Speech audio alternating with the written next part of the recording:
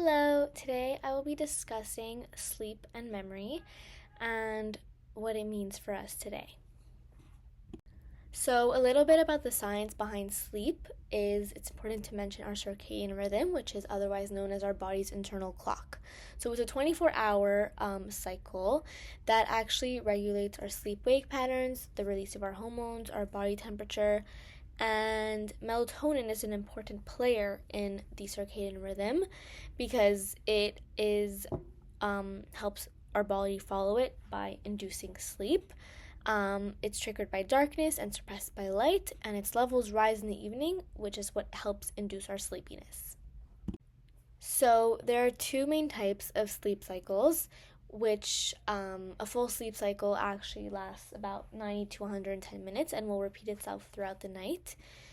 REM sleep is one of the cycles. It's types of cycles. It stands for rapid eye movements, and these rapid eye movements occur behind our eyelids, and it's characterized by high brain activity and muscle paralysis.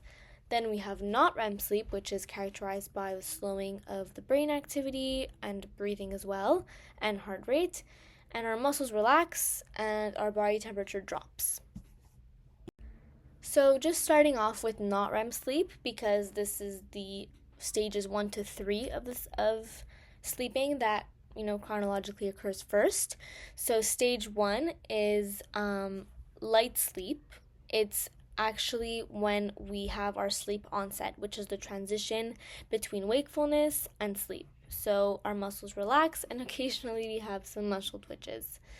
In stage 2, we see deeper relaxation where the heart rate and the breathing begins to slow down, and sleep spindles and K complexes begin to appear, which are involved in memory processing.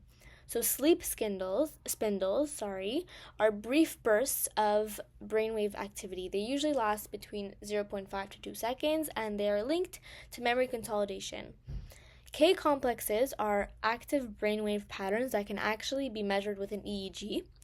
They help with memory consolidation because they suppress brain arousal or cortical arousal, just arousal in general, and facilitate the pushing out of external stimuli to help maintain sleep, to help remain asleep.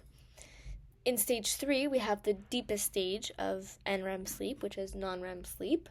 It is dominated by delta waves, which are slow, high-amplitude brain waves, and this stage is critical for declarative memory, which we will get back to a little bit later. Now moving on to REM sleep, which is also known as the dreaming stage. In this stage, the brain waves actually resemble wakefulness, but the muscles remain paralyzed to actually prevent us from acting out our dreams. And it's also very important for memory consolidation, as well as emotional regulation and creativity. So a few of the key brain structures involved in sleep are the hippocampus, the cortex, and the thalamus. The hippocampus will temporarily store new memories before sending them or transferring them to the cortex. The cortex, which again, is involved in long-term memory storage, will actually communicate with the hippocampus during the stage of NREM sleep to help consolidate memories. And the thalamus actually blocks external stimuli during REM sleep to help support memory processing, and it regulates sleep-wake transitions in general. Now, a bit about the types of memory and their relationship to sleep. We have declarative memory, procedural memory, and emotional memory, and we will look at each of these in turn. Declarative memory is related to slow-wave sleep. Declarative memory is the conscious recollection of facts and events. For example, you're memorizing and recalling historical dates for an exam. And it's related to slow-wave sleep, which is found occurs in stage 3 of non-REM sleep, as it strengthens declarative memories because during this time, the hippocampus slowly transfers new information to the cortex for long-term storage. As you mentioned earlier, this is when this occurs. So certain studies that actually use recall tasks showed very high memory retention after slow-wave sleep, rich sleep. Now, procedural memory is related to REM sleep. Procedural memory is responsible for motor skills and the formation of habits like playing an instrument or riding a bicycle. And REM sleep is essential for these kinds of skills, or consolidating the memory that is necessary for these kinds of skills.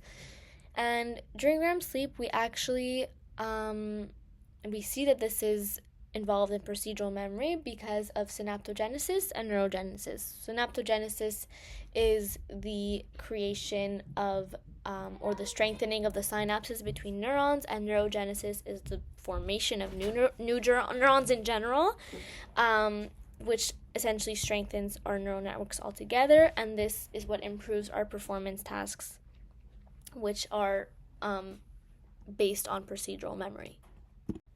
Moving on to emotional memory and its relation to sleep. So emotional memory stores and processes our lived experiences that relate to emotion, like, for example, a traumatic event or recalling a traumatic event. This is regulated by the amygdala and the hippocampus. So during slow wave sleep, emotionally significant memories are actually stabilized, and during REM sleep, we see emotion regulation occurs, which can either reduce or enhance the impact of either a negative or a positive memory over time, like processing or adapting to trauma. So REM sleep is necessary to do this. All right, let's be real for a second. You have an exam coming up, and you might think, pulling an all-nighter seems like the way to go. I mean, I'm going to get more hours of studying. I'm going to be more prepared. This is wrong. If you actually want to remember what you studied, sleep is a non-negotiable. While you sleep, your brain is working behind the scenes. It's taking everything you've crammed during the day and it's putting it into long-term storage. So slow wave sleep locks in facts and concepts, which are great for memorizing formulas or remembering definitions. And REM sleep strengthens problem solving and critical thinking skills, which again is necessary for essay questions or applying mathematical concepts, solving problems. So if you skip sleep altogether, your brain is not going to have time to do any of this. So even if you might have read something at 3 a.m., there's a very high chance that you won't even remember it when you actually need it. So less total time spent studying does not equal better performance, is the key point. So a few practical takeaways for studying and how sleeping plays into it is, the first one is just to study earlier in the day in general, just so that your brain has time to process before going to sleep. The second one is prioritizing sleep over last minute cramming. 8 hours of sleep is going to be much more valuable than 3 hours of cramming at 3 a.m. Now we have reviewing before bed is important as well. Your brain is actually more likely to consolidate what you've learned if you just do a little review. And power naps can actually help boost focus and memory retention, but it's important to keep them to 20-30 minutes maximum. And that leads me into just some general sleeping habits, do's and don'ts. So do stick to a consistent sleep schedule, which means going to bed and waking up at the same time every day. This can actually help regulate your circadian rhythm. Don't use your bed for work or TV or anything not sleep related. It's important to have your brain associate your bed with sleep, not with scrolling or studying. Limit screen time before bed. Blue light from phones and laptops actually can mess with melatonin production, so just unplugging 30 to 60 minutes before bed can actually make a big difference. Don't eat heavy meals before bed. Large meals can actually disrupt your sleep, and try to finish eating at all altogether 2 to 3 hours before bedtime. Do naps smart. Short naps, 20-30 minutes. They can boost your focus and energy, but long naps late at the end of the day or in the afternoon, you can struggle to fall asleep at night and disrupt your circadian rhythm. Don't stay in bed if you can't fall asleep. This one is actually not as known. Lying awake for too long in your bed can actually make your bed a source of stress. So get up, do something relaxing, walk around, and try again when you're sleepy. Do exercise regularly. Physical activity can help improve your sleep quality, but don't do an intense workout right before bed. Try to finish any physical activity at least a few hours before bed to avoid overstimulation. Don't sleep with the phone nearby. The temptation to check it in the middle of the night or constant notifications can disrupt your sleep cycles. So keep your phone out of arm's reach. Some people say don't even have it in the same room. Do have a relaxing bedtime ritual. So this can just mean reading, meditating, doing some breathing can help you unwind and improve your sleep quality.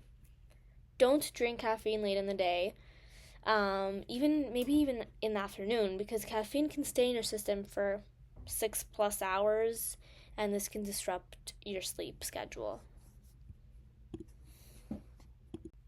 Sleep is essential for memory consolidation, as we've seen. So when we don't get enough of it, in terms of the hours and also in terms of the quality of it, our ability to remember and retain information actually will suffer. So here are a few of the consequences on memory. So we have impaired memory consolidation, because without a sufficient sleep, we cannot convert short-term memories to long-term ones, and declarative memory and procedural memory will be affected, as we've seen.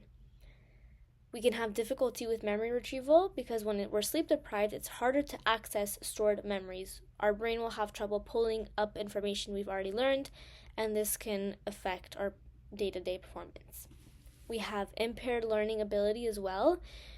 The lack of sleep decreases your brain's ability to encode new information, and obviously if you can't encode new information, you won't be able to remember it, say if you're studying.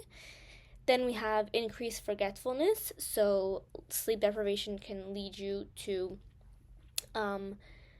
lose the ability to filter out irrelevant information and prioritize what is important, and this can make it easier to forget important facts. Then we have risk of long-term memory issues. So a chronic, persistent lack of sleep throughout the lifespan has been linked to an increased risk of memory-related issues or developing it later in life, like, for example, Alzheimer's disease.